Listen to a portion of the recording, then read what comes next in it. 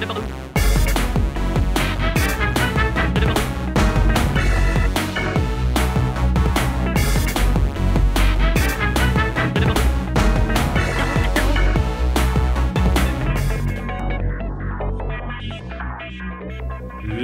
and gentlemen, welcome to Richard Herring's Leicester Square Theatre, as it is now called.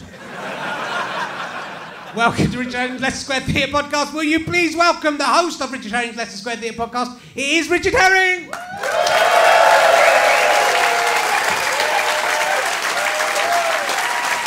Thank you very much.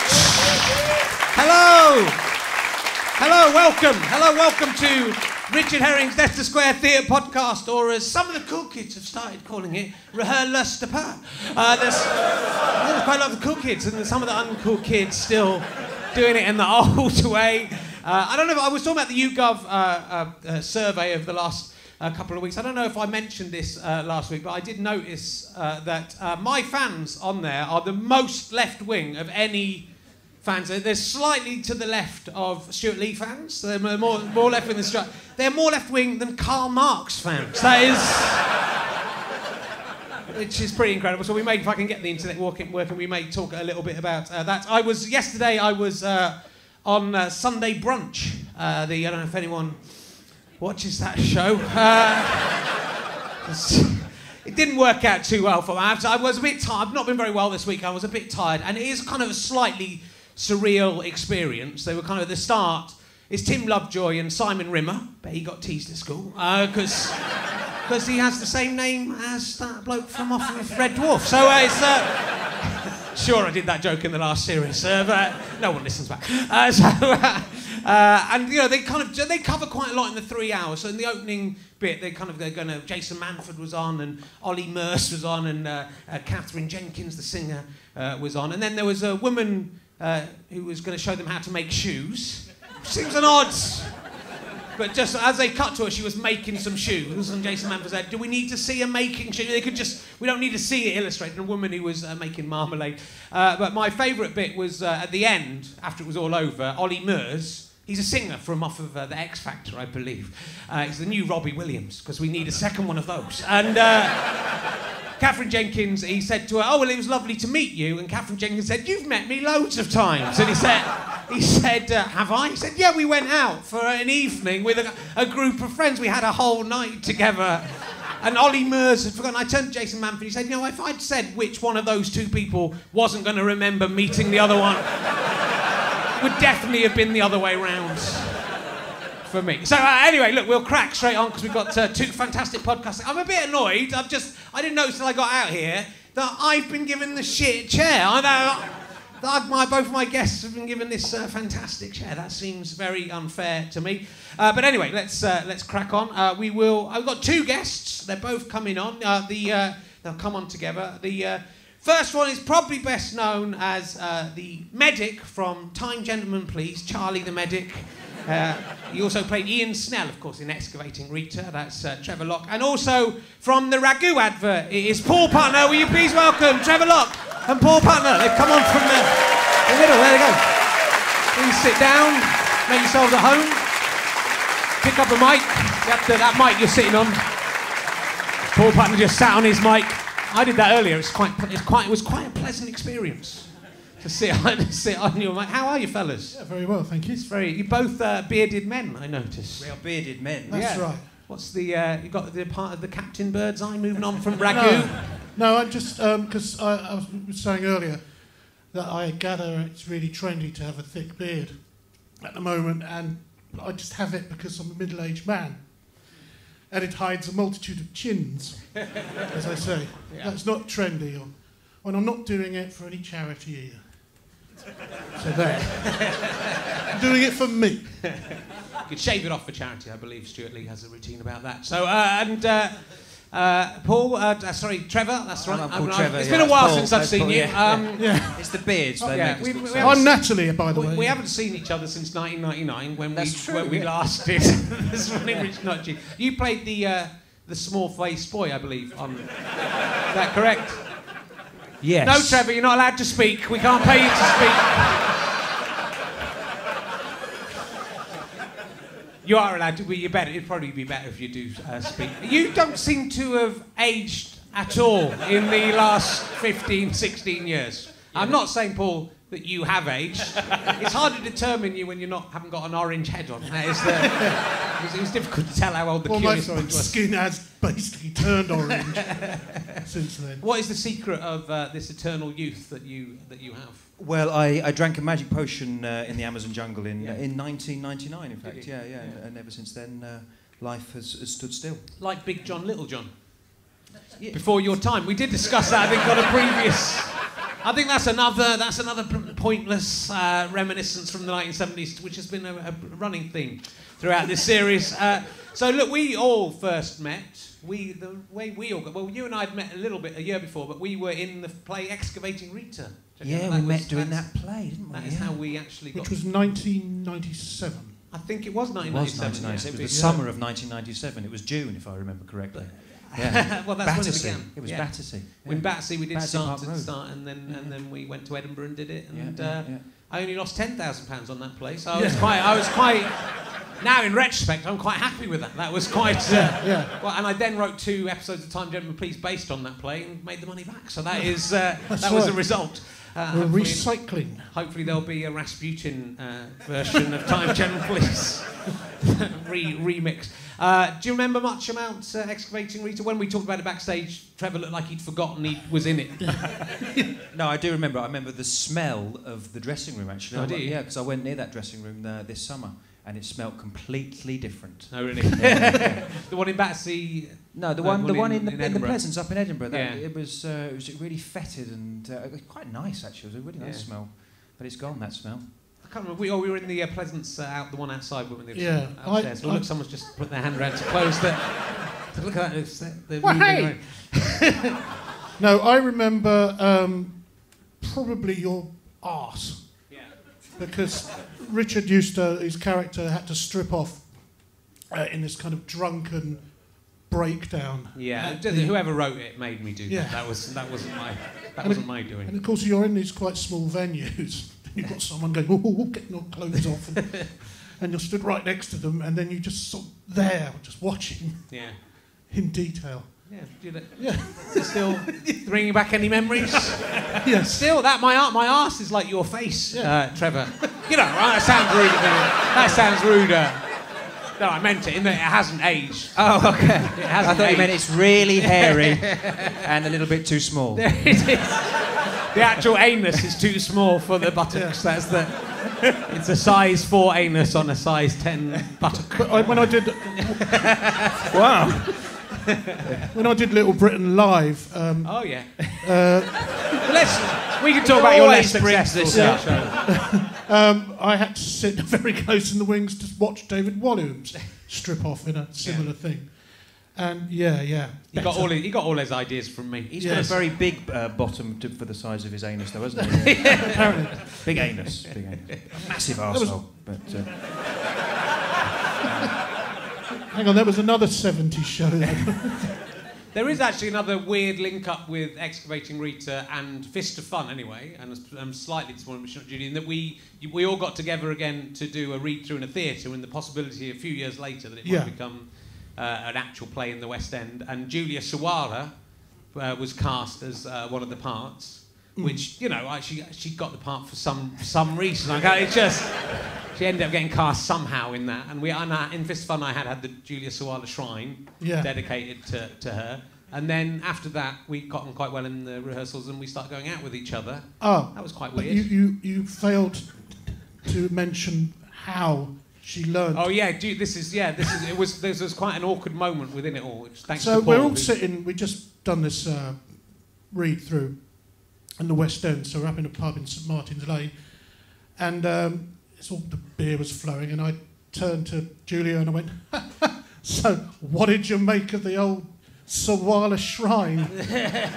And she went, what? I mean, the bit where he was madly crazed, lusting over you every week on this show that lots of people watched, and you actually didn't see that.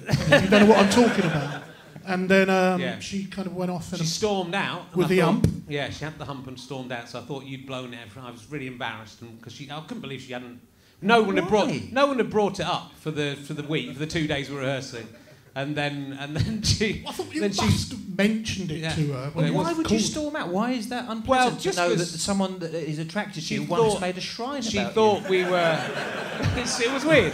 And did the line, my favourite woman is the head of Julia Sawalha and the body of Julia Sawalha, then why don't you just say the whole of Julia Sawalha? I didn't say anything about them being joined. Yeah. She didn't have a great sense of humour, so she didn't like people. She thought we were laughing at her. Of course, she went out with you in the end. When she found it, but she didn't have a great sense of humour because I also told her that joke, and she found that quite flattering. She didn't understand that it should have been a sign that it wasn't going to work out, but we gave it a good crack. There was another weird thing that happened that afternoon. Was that we finished this read-through, and as we were all walking up to the pub, I went, oh, Richard, hang on a minute. I think we left some scripts. Are we all going back for some reason? He went, oh, no. Look, I'll get a pint in for you. Could you run back to the theatre and pick up these scripts? So I went back down, and as I was going down, I saw John Hurt spinning round in this long leather coat in the middle of the road. And I thought, what the bloody hell's going on? And as I got near, I noticed it was people taking photographs, and he was doing a production of Krapp's Last Tape at the Ambassador's Theatre, where we were doing our table read. Anyway, so I walked past, and I went, oh, distracted. Went into this theatre, it's a bit dark down here, just come down these steps. Right, here we go. Oh, the stage. Oh, it's pitch black. Suddenly the lights went, ding! Who are you? I was on the set of The Mousetrap, which is the theatre right next door to the Ambassadors. And it just goes to show you, if you've got enough confidence, you can walk onto the stage at any West End theatre. And the play was going on, and yes. I did it! I did it! Me. The Curious Orange did it. True story. Never saw that coming. It was a very weird, very strange week that week. Yes. That was also the week. I think I've talked about this before, but where I had I had one of those dreams that you can control. What's the lucid dream? But then it got out of control, and then it turned into one of those dreams where I kept on waking up, and then was still in the dream, and so I kept waking up and then looking around the room, and then I'd see a little joss stick burning. Go, well, that couldn't be there. Then I'd wake up again, and it went on. I thought I'd died because I couldn't wake up, and I thought I can only escape. The alarm's going to go off, and unless the alarm wakes me up, I'm never going to wake up. Like that episode of Hammer House of Horror, yeah. Rude Awakenings with Denham Elliott, yes, which we all remember, don't we? I imagine it was very like that, and so that was very weird. And then we went to do this rehearsal, and then I started going out with Julia Sawalha, and I thought, because sometimes the dream would go, and I'm still slightly worried that this might be just a very, very long part. And I'm just about, wait, well, that'd be quite cool to just suddenly wake up back in 1999 again. Come on. Please let me wake up and let me have another go at those last 15 years. It can't possibly have gone worse. Then it's gone. So, do you remember the Ragu advert that you were in, Paul? Yeah. Well, it wasn't Ragu. Oh, what was it? It was Dol Mio. Yeah. It's a bit classier, I'll give you that. Yeah. Yes, I do remember it, because we had to film it in Tuscany, and it was me, this Greek guy, and this woman who was Spanish, all pretending to be Italian in front of an Italian film crew, which was quite embarrassing. But, yeah. Before the kick-off, Mum, I like to make a tasty pasta sauce. And, yeah. Did all the Italian film crew eat Dol Mio sauce, or do they all ate Ragu? When that's what they... Yeah. And then we got replaced by those bloody horrible-eyed puppets they have now. And you're well known for being in... Both of you actually were in Time, Gentlemen, Please. That was my chosen... You played Charlie the Medic. Yeah, I remember which that. Which had quite a meta joke in it. Do you remember it? Yeah, I do remember it. But it had quite a messy joke that I don't think anyone got, that we placed you on Charlie's from Casualty and you delivered all your lines looking over the shoulder like that, like the bloke from Charlie from Casualty did. He never looks. He always sort of never looks anyone in the face, and you did that. And I don't know if anyone ever noticed it. But people did notice and thought that I was a very bad actor. And for years I tried to suppress that episode. And yet Charlie from Casualty is considered, he's been working. He's still in Casualty. I saw him. He's got secrets. He knows stuff. I thought he would be dead by now, Charlie from Casualty. No. He survived all the way through. And in a show called Casualty as well. That is. Well, it's because he's always looking for danger. And but the reason that, I guess, part of the reason you ended up in This Morning with Rich Not Judy was because of that Edinburgh, when you're in Excavating Rita, because to save money and to pay you a bit of money. Yeah. Because we weren't really paying you, I don't think, to be in the play. No. We paid you £10 a day to come be in the in the Edinburgh version of This Morning with Rich Not Judy that we and Stu were doing at lunchtime. Mm-hmm. And you and Nathalie both came across and were our new bar slaves. Mm-hmm. Mm-hmm. So that was how that role came about. Yeah, and you just kept us in for the real thing. Yeah, though we didn't make you dress up quite as much. You quite enjoyed dressing up, I think, and Nathalie didn't enjoy dressing up as much, did she? I loved it, and I still had the skin-tight gold suit that I had to wear for being an Oscar, and I used to wear that in my life. And in fact, my career as a stand-up comedian stalled because I wore it at a Jongleurs in Luton. It was my first ever chance to do a showcase at a Jongleurs. I don't know if you know what Jongleurs is like. It's like live at the Apollo, and I had a 10-minute spot. And I just had this costume fitted for me, and I thought, this looks amazing. I'm gonna come out on stage and tell them I'm all from the future. And then just riff it from there. So I did. And it was pretty horrific. Never been bad. And are you still in touch with Nathalie? We meet up regularly, sort of once a week. We have coffee, sometimes at hers, sometimes at mine. Yeah. I have never seen her again. No. I've bumped into her a couple of times. I believe she's a teacher now in. Last time I saw her was in Bristol, I think, but I think I saw her in Edinburgh as well. She may have moved. Hello, Nathalie. We'll try and get her involved in the extras for the DVD if we can track her down. Everyone asks me about her. She's so popular. Yeah, people love her. Probably once a month someone asks me a question. Yeah. A lot of people do. A lot of people ask me about the girl from the Fist of Fun titles, which I always find, there's a little girl. I always think, so whatever happened to the girl from the Fist of Fun titles? Tweet like they go. Yeah, I'm not going to reply to you. I don't think there's... I'm not going to help you track her down. She's no longer a little girl. That is the only thing I feel safe about. But she got quite upset. She didn't... She kind of did... She was a glamorous woman, and she enjoyed being a glamorous woman, and she didn't enjoy some of the costumes we made her dress up in so much. Because I was the glamorous one, really. Yeah, you were. If I remember rightly, and she doesn't mind me saying this, didn't her mum ring up? Her mum rang me up one week to say, I think it was when we had you in full Islamic dress, so she was in. But I think that week she actually sort of fainted during the rehearsal of it as well. But it was a little bit for effect of she kind of wanted to be seen, so us covering her up in a yashmak and all that stuff. Well, I was Princess Layla, and she was. She was Rob Prowse, wasn't she? Right. Dave Prowse. Oh, was she the Darth Vader? She was the Darth Vader, but dressed as a country bumpkin with massive sideburns. Yeah. So she wasn't happy and about it. I was a lovely, beautiful lady. And one week, I think, a man she was interested in was coming along to the show. And that was the week she was dressed as a genetically modified potato. She was upset. So, her mum did ring up and ask I was so tempted to get my dad to ring up the following week and go, you make my son look like this horrible citrus fruit thing. So, I don't remember much about how This Morning Rich Not Judy came back. Me and Stu had done 2 Edinburgh. So we did a version in 1994, I think, was the first time we did This Morning Rich Not Judy, which I'll probably talk to Stu about. Then we did this in 1997 in the Cabaret Bar. And I think when we brought it back in 1997, I think it was with a view to maybe trying to do something with it on TV.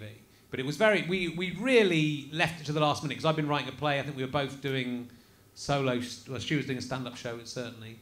And so I seem to remember coming to that show with no script, Richard Thomas was on the piano. We kind of met up the day before and we made some stuff up. It was kind of pre-Baddiel and Skinner Unplanned. Well, they came to see that show that year, and then the next year we're in the same room doing what I thought was a very similar idea. but they managed to sell, Baddiel and Skinner managed to sell the Baddiel and Skinner Unplanned format, which is two blokes making stuff up all around the world and made millions of pounds out of that. They've sold that as a format? Yeah, it's quite impressive. It's very impressive behaviour. Do you remember any? I mean, we made up the Trevor and Nathalie song during that. Yeah, that was an amazing. I don't know how you managed to make that song up. It just came out of you. There was a thing that didn't make it through to the TV series, which was Trevor Lock's Celebrity Sock. Oh, it's a gossip sock. Gossip sock. Gossip sock.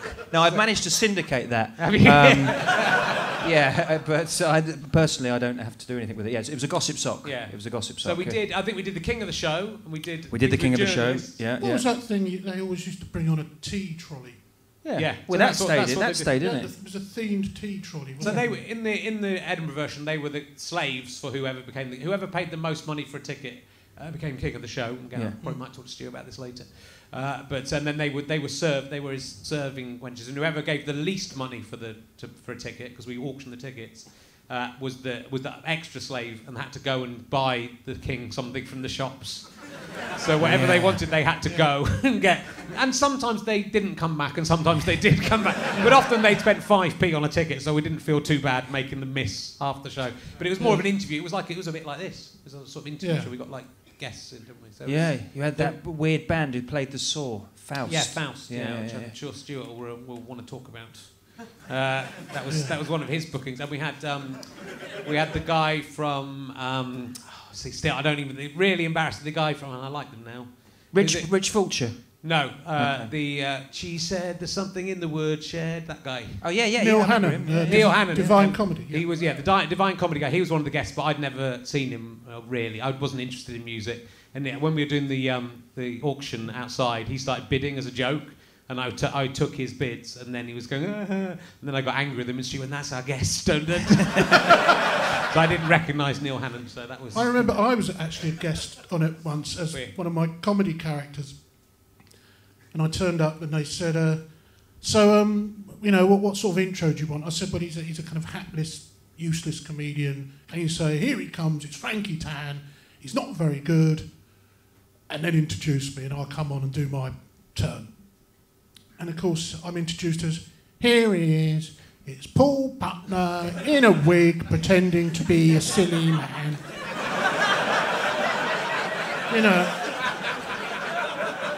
And so I finished this routine, and they wanted we had to ask questions afterwards, and they would just call me Paul the whole time. So, here he is, it's Barry Humphries, dressed up as Dame Edna, being a silly Australian woman. We were pricks, I have to say. We were a pair of pricks, both of us. So anyway, somehow we got... I mean, amazing. This is the 1990s. Now I was here last night doing comparing the new act competition for the Leicester Square, and then all these fantastic 15 young comedians or new comedians, all brilliant. Yeah. Like all of them brilliant. It was very difficult to choose who to win. And you think in the 1990s, just pretty much anyone who turned up in Edinburgh would probably get a radio or a TV show within 4 or 5 years. And we turned up to Edinburgh with no format, made something up as we went along, and then got a TV series out. But that just sort of seems insane, even though the TV series was quite different than that.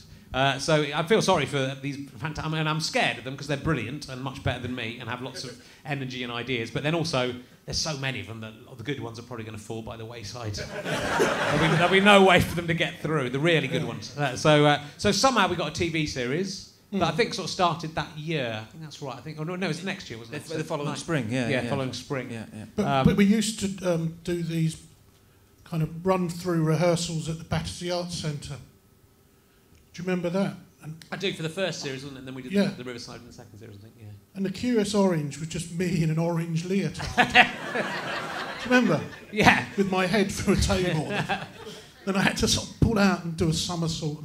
Well, it's quite... I've watched a couple of the episodes just in preparation for this, and it's quite... In the early episodes, it's quite interesting because, the things that would go on, like the Curious Orange. I think in the second episode of the first series I watched, and the Curious Orange gets a sort of weird reaction because people don't understand what it is.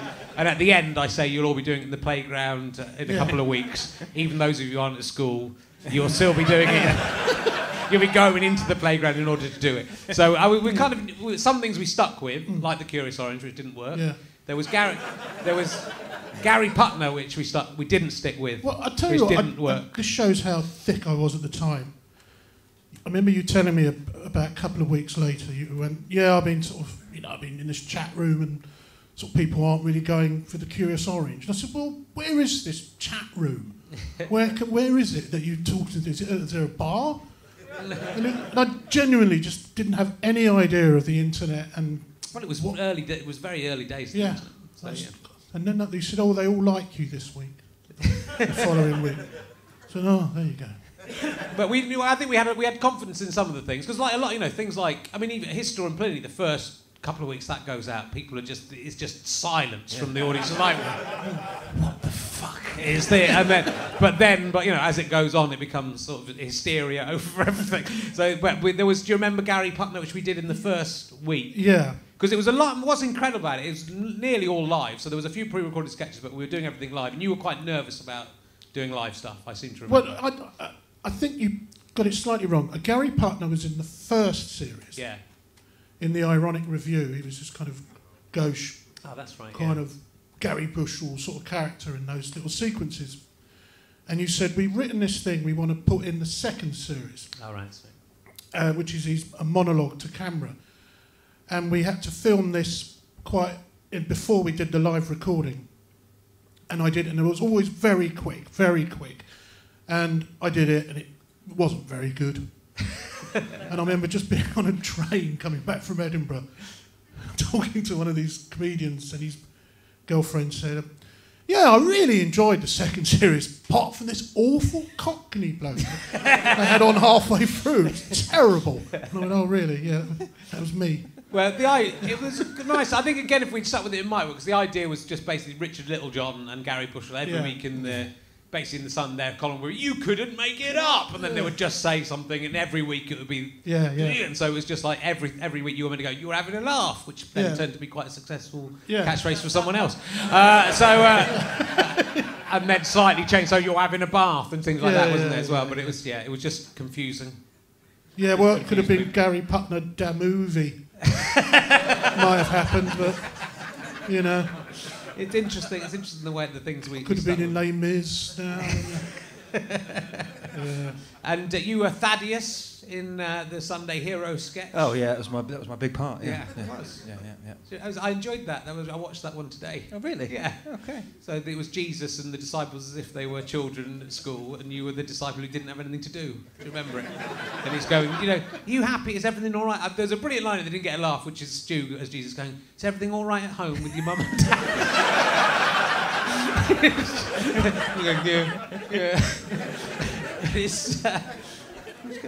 Thank you. Were you doubting Thomas? Was that your? Oh, I doubt that very much. Yeah. No, I particularly enjoyed doing those sketches. I thought they were great. They were fun. But what's astonishing about even watching it back is just how any of it got onto television at all. I mean, but certainly at like 1 o'clock in the afternoon. It's so rude and so sort of Well, I remember one of the complaints was, I am a retired police officer. They always had to start with something like that. And my daughter was watching this blasphemous sketch, and it mentioned homosexuality. Is this the sort of thing that the BBC are throwing at us? Not only that, there's this gaggle of imbeciles screaming and shouting. It was just so funny. But then, didn't a Sunday school teacher wrote in and said, I know you probably think I would be complaining about this, but I've actually used these every week as part of my class, and then we discuss it afterwards, and he says, they're perfect teaching tools. Well, as with all about the religious stuff that most of me and Stu and me have done, we very deeply researched everything and had thoughts about everything, so it was all about the kind of the contradictions that got thrown up within it. So there's a lot. I mean, there's a lot packed into these shows. It's kind of, I'd forgotten really how many ideas there were in there, but a lot of them are just deeply weird and unsettling. Yeah. It's like when the curious orange, or the curious the curious orange goes mad and goes to the audience like in Jaws. Yeah. Yeah. Which we'd obviously pre-recorded, but the episode ends with a woman sort of screaming about her child being killed by the curious orange. Well, and that's the end. Then we go, we made this, and that's the end of the. The one I remember was when in the last episode of one of the series is when I had to be. There was a vote. I think it must have been the first series, where the audience could decide whether, in the last episode, the curious orange would get crushed and turned into juice, while singing this kind of little sweet song. And they got in all these little stage scale ballerinas, of about 3 or 4 years old. And they said, "Oh, come in and do the rehearsal." "Oh no, all a bit scared." And they were genuinely scared of this horrible orange thing with bananas for a hand. And then the director, Gareth Karavik and Charlie Hanson sort of went, "Oh, going to come over here and meet him, and Paul, be nice." And I was going, "Oh, hello, I'm the Curious Orange. Well, you're going to do a little dance for me later on." I go, "Yeah." And then, of course, when we rehearsed it, and I get crushed, they were all really scared and upset again. So we won their confidence and then killed their new friend, they've just... I was just having sticky orange juice on my face, with wasps around it all afternoon.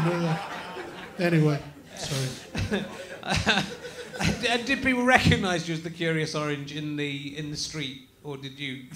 Yeah, it's really weird. Well, it'd just be really hungover people, sort of on a Monday or something, Yeah, I did occasionally, yeah. Yeah, and then you went on to do talking head for the Tizer advert that you claim is nothing to do with the curious orange.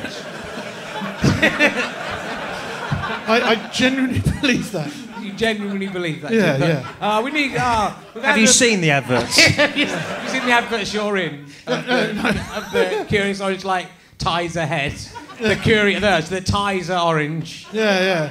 What was it you say?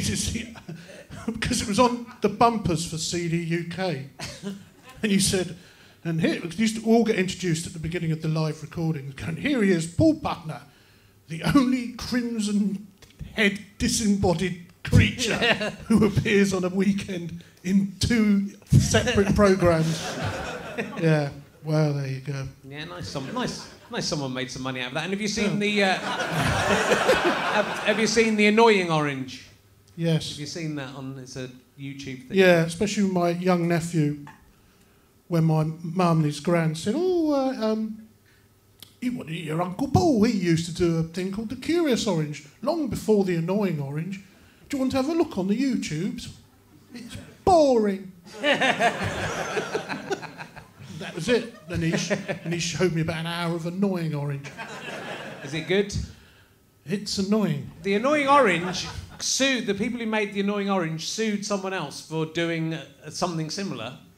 That they'd sued, and I thought maybe we should sue the annoying orange people for doing something. So it's quite interesting that they. I think it's entirely independent, but it's very, it's a disembodied orange talking, but it's annoying rather than curious. Yeah. It's possible 2 people have come up with that idea. Yeah? Yeah. It's all possible. You never know. So what have you been doing since I last saw you in 1999, Trevor? And when we left the last episode of This Morning Rich Not Judy, and I've never seen you since. Well, I've had several successful businesses and a marriage, which was also successful right up until the end of it. It was a success, and quit while you're ahead. Yeah. Yeah. And then I've had some delicious meals. Yeah. No, and you're laughing. Seriously. I had something that's called a triple a couple of years ago. It's a sandwich with 3 pieces of bread and avocado in it, and amazing. Yeah. You spend a lot of time in South America now. Yep. What attracts you to South America? Well, it's the weather, really. The weather and the culture, and the triples, There's three pieces of bread. Yeah, well, I've got. I'm in a movie out there. Do you know that? Yeah, I'm Are you telling me you're big in Peru? Is that no, what you're saying? no, but it has been released. Has it? It has been released. That's good. Yeah. What's the movie about? It's about. I play a gay Englishman on holiday with his wife in Peru in the 1960s. Oh, okay. Yeah, and it's set in a beach house, and there's a magic tree, and if you touch the tree, you go all hairy. Yeah. It started out when we were filming it. It was a comedy. Okay, it was released as a mystery. It's true.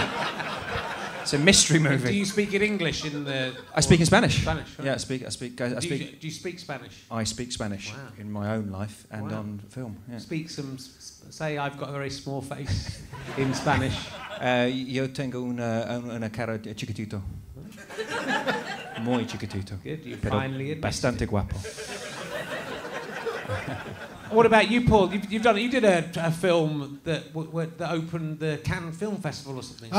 Yeah. That was Paris Je t'aime. Oh yeah. Which was a few years back. For it was I don't know if anyone's seen it.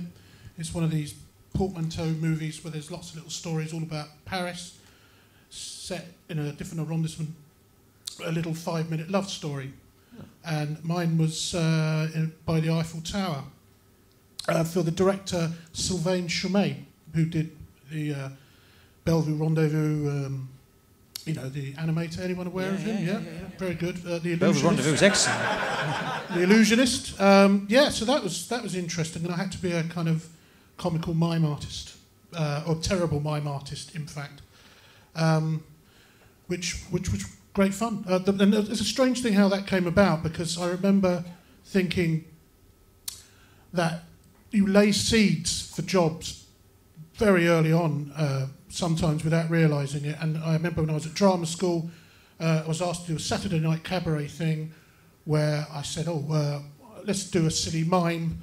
So we did the silly mime, and then another 10 years after that, I brought back this mime character. It was a thing where it was literal mime, climbing up a real ladder, stuck in a real transparent box, eating a real banana in this very exaggerated way. And then I did that. And now you're miming yourself doing the real... on a podcast. And, and so after that, a few years later after that, I used to do a club called the Regency Rooms with Lenny Bay, Steve First, and so I resurrected it for that.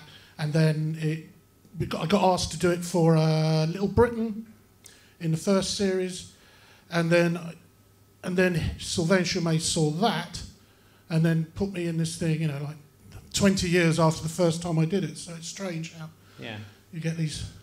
So the Curious Orange could come back. Yeah, good. A little seed. A little seed in a serious film. Yeah, there you go. Not very funny, but life-affirming. It'd be quite good to have the Curious Orange as a sort of serious. I mean, there were elements of it that were... The bit I saw was, again, because I think you were away for a couple of weeks doing something else, weren't you? So we that's why the Curious Alien came in the second series. So we pre-recorded some bits with you. There's a bit of you on a park bench with an old lady drinking Tennent's. So that's right. Which you must have enjoyed, because you're the only non-tramp I know who drinks Tennent's Super. Tennent's Super. Well, it's like a liqueur, isn't it? Yes. Yeah, no, I think I was doing a thing with Phil Jupitus and Alistair McGowan called Dark Ages, which no one watched, for ITV. Right. So I disappeared, and then it clashed, but we were able to film my inserts. Yeah. And then I think you'd be brought in when I couldn't be there for the live stuff. The Curious Alien. The Curious Alien, which was Emma Kennedy, who unfortunately cannot be here tonight because of her slapstick father, who has, quite seriously broken his leg. But he's Welsh. It's still funny it's funny to laugh at a Welsh old man falling down some stairs, however bad the injury is.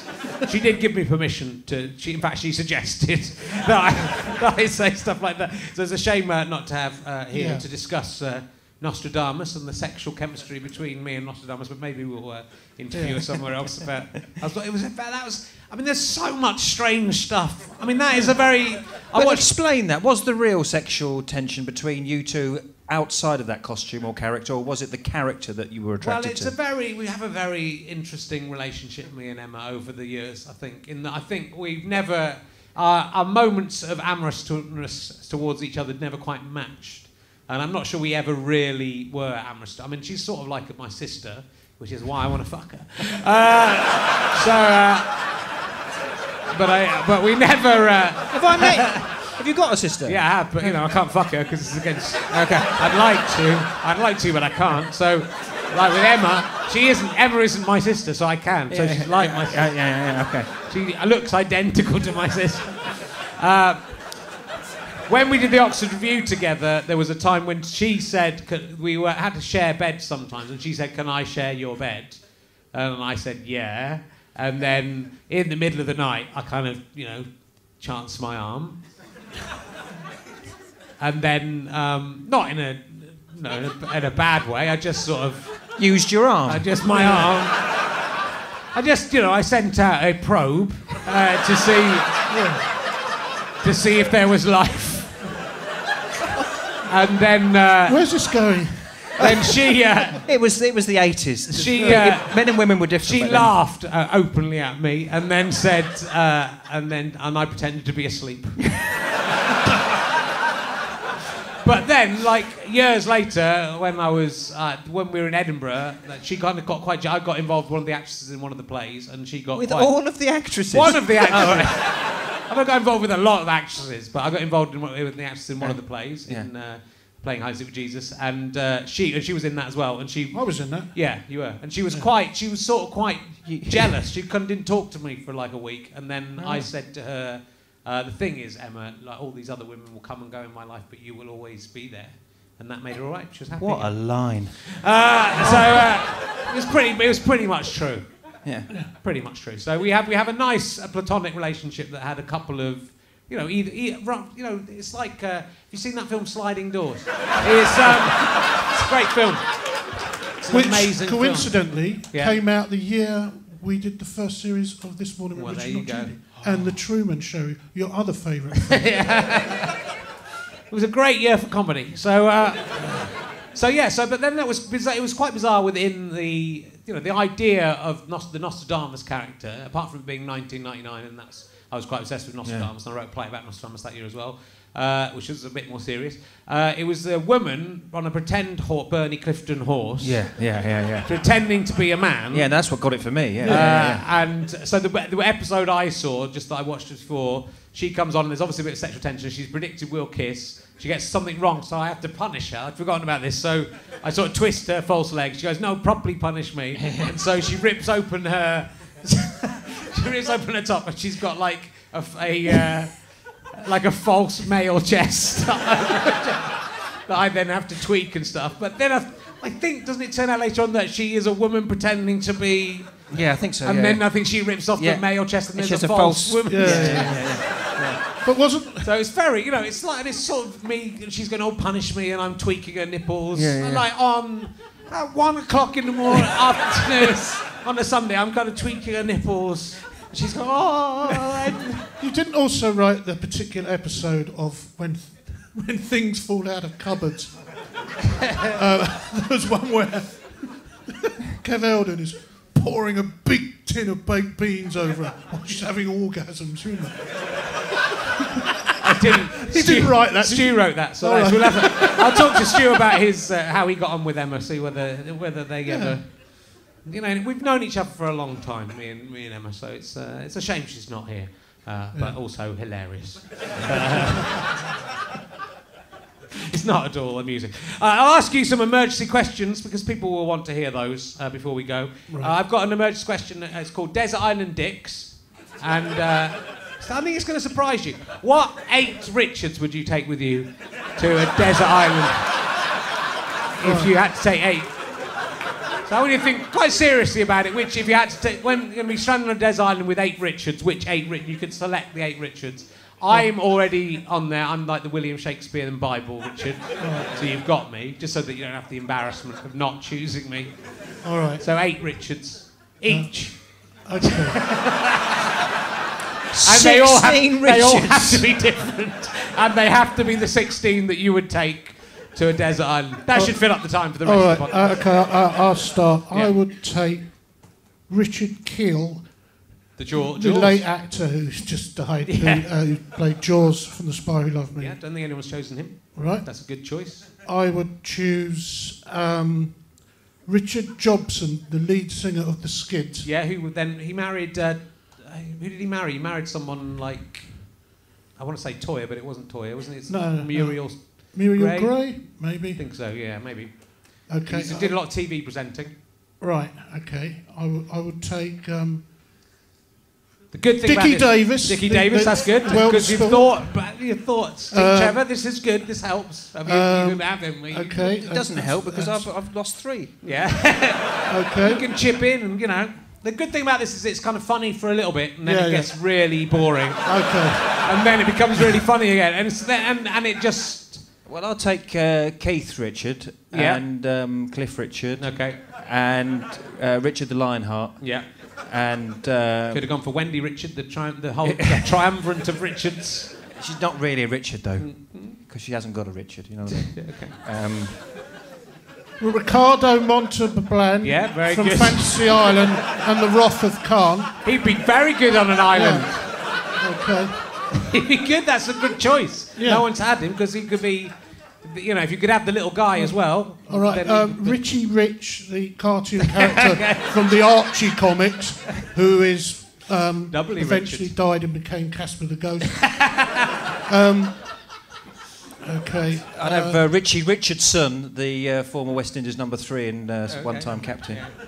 I don't want you you're not just choosing people called Richard. These have to be the 8 that you would take. All right. Okay. I just want to make sure you've got that. Okay. I would take Ricky Gray. Okay. Who runs a chain of fish and chip shops in East Grinstead. Yeah. That's a good choice because he could prepare food. He used to go to school with him, you know. I would take Richard Hawley. He's the most very popular good Richard. musician from Sheffield. Yeah. I wouldn't take that Richard Wilson. Who says I don't believe it? Yeah, wouldn't take him. No. That would get grating. Because he'd just do it, you know. We're on an island. Does it matter if they're dead? It doesn't. You've already chosen some dead I would ones. take Richard Burton. Yeah. Right. You're getting some good choices. Only as his character Vic Dakin from the film Villain. I'm not sure that would be allowed because the character's not called Richard. Oh, right, okay. Richard Burton. Okay. Then you'd make him out. I'll take Richard Cheese. Yeah. Who is a guy who parodies grunge music in the style of lounge. Yeah. I'll take Richard Milk, who is a man that parodies Richard Cheese. By just doing any song he can think of whilst pouring milk on him. Sounds a bit like my act. That must be all done. All right, well, I'll take Richard O'Sullivan. Oh, yeah, good. Playing Dick Turpin. The series in the 1970s. I think that counts as 16. 2, surely. 16 for both of you. This is a question to both of you. If you had to choose between dating a man who was a 6 foot tall penis, just basically was a penis 6 foot tall with a face. That's the only thing. Apart from that, it's a 6 foot tall penis. Or a man who, instead of a penis, had a tiny man. Just attached to him there. Yeah. And you have to date one of those two and probably go and have sex with them. Which one of the two would you choose of those two? So the little man is facing the man. His feet downwards. I want him. He has no... The man has no... I mean, he has balls, but he does... And then the man. So if you're going to make love with him, the man would have Does to the be... tiny man have... He has a tiny man as well. Yeah. It's infinite tiny men. Yeah. I knew it. In both directions. Brilliant. Until they loop up, so the biggest one is also the smallest one, and then it's a circle. Oh, yeah. Well, that's a no-brainer. It's just a no-brainer, yeah. Which would you like? So this is a giant phallus. 6 foot tall penis. It sort of walks around on just like Testicles. slivers, like a. No, I don't think it has balls. It just, you know, like a slug moves around, like. It's got like a slug. Wasn't this a character in the Organ Gang? No, we didn't. Okay. He was never in the Organ Gang. We didn't go that. You know, he was the unspoken member of the Organ Gang. So basically, Terry Todger. hang on a minute. So he's limbless.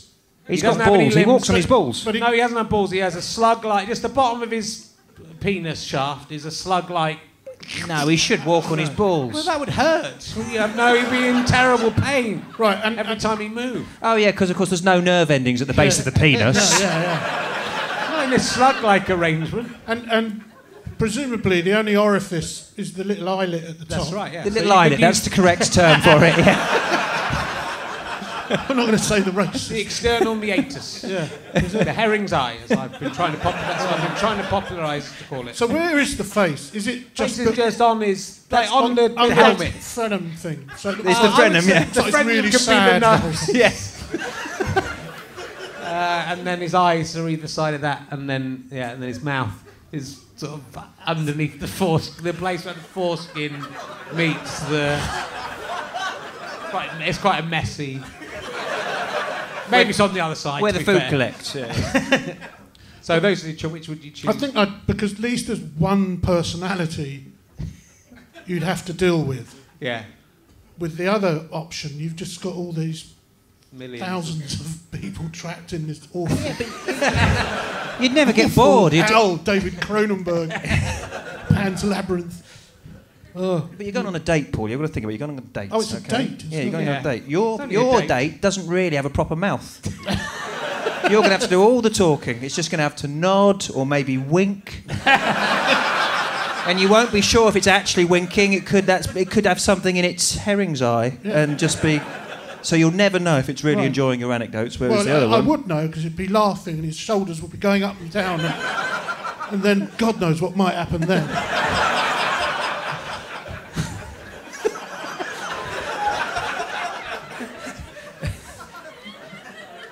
Have you made your choices? You're going for the man tiny penis and you're going for the big penis. That's nice that you could double date. And then if you changed your mind halfway there, you could stop. Go, actually, I've now thought about it, Paul. Yeah. I would like the penis man to go. I'm glad that I've not got that. Paul, you've always got like loads of anecdotes of where things fuck up, but you quite badly fuck up quite a lot. Like the Julia Sawalha one we had. Yeah. Was that you were saying backstage you had an idea of something? No, you always say the right. He's very good at Paul. What Paul is great at is going to the famous person and getting them to talk about the thing that no one else would ask them about. But Secret affair. Well, I was going to tell the one from this morning with Richard, not Judy. Yeah, do that. But what's the secret affair? I've been having a secret affair with your wife. Very briefly, I was introduced at this book signing for about the two-tone tour, the music ska revival thing, and I got introduced to this guy who used to be in a mod revival band in the late 70s called Secret Affair, and he was having a really good evening. And this woman who introduced me said, I said, so how do you know this chap? I can't remember, is his name Ian? I can't remember. Ian Pace. Oh, you're thinking of Ian Pace from Hale and Pace. Yeah, Hale and Pace. Sorry, Ian, where are you? And anyway, so he was having a good time. And I said, how do you met? And she goes, I used to book the Identity lineups on Nevermind the Buzzcocks. So I went, I said, and you went on that? He went, yeah. I said, I don't like those. I always think they're a bit embarrassing, really, and a bit mean-spirited. And he goes, no, it was good. The band site got a lot of hits the next day, and, it was a good thing, I said, really? But it's not like you were just the bass player, you wrote the songs. You shouldn't have been. And I thought, why am I doing that? And I said, obviously it was good for the. And I just ruined his evening, basically, because he obviously had doubts about it, and then thought, no, it was all right, it was good. You were right, though. Yeah. So, you know, at least you knocked some sense into him. But you are very happy to talk to people about their, you know, and it usually works out well, but occasionally it doesn't. The one I do remember, though, from this morning with Richard, not Judy, it was very early on, one of the very first rehearsals, and we're all sitting around the table. Correct me if I'm wrong, but we got talking about conspiracy. No, it's about people who get into cults, infiltrate cults to find out information, and about how sometimes they get converted to the cult themselves. And we're thinking about what would be the most susceptible person to, you know, and we're saying it's probably someone who, you know, is not necessarily an atheist, but just kind of either way, you know, could be Christian, could be an atheist. But if it's anyone who's staunch in either non-belief or belief, you know, it would be, you know, maybe more problematic. Anyway, it's a boring conversation, and I just said, and we were, well, who would be someone you could imagine who you wouldn't think, but might get turned around by a cult? And I went, I don't know, someone like Chris Morris, maybe. And then you went, oh, Joe's seen Chris Morris's bottom. And I went, what? And we had a lovely Jo Unwin in the cast, which is Chris's wife. Yes, she is his wife. Yeah. Yes, and I didn't realise. And she went, no, actually, I think you're probably correct. Yes, Jo was. I think Jo actually made the decision not to be in the second series of this, not Judy. She was fantastic. She was in the. She was in what I'd really liked for years, because she was in that advert with the guy who was in the Fast Show. Yeah. Mark Williams. And it was the one where he goes, "We want to be together," yeah. And then she just pulls that face, and I just thought that is the funniest woman I've ever. Yeah. So just from the face she pulled in the advert was brilliant. Yeah. And then we got to work on this, and she was really good. She script edited the first series. Yeah. As well. She was a real kind of hard taskmaster. Oh, she was great. She was very good for us, but then I don't know why I can't. Stuart might remember. I don't remember why she wasn't in the. So probably because of you slagging off her husband. That's probably she probably decided not to be in it anymore. Anyway, look, this has been really fantastic. Hope you've enjoyed meeting back up again. It's been wonderful. A very partial reunion of some of this morning, which not Judy. Please give a massive round of applause for my guests, Paul Putner and Trevor Lock, with his tiny face. Thank you very much. We'll be back after the interval with some other guy. Some other guy.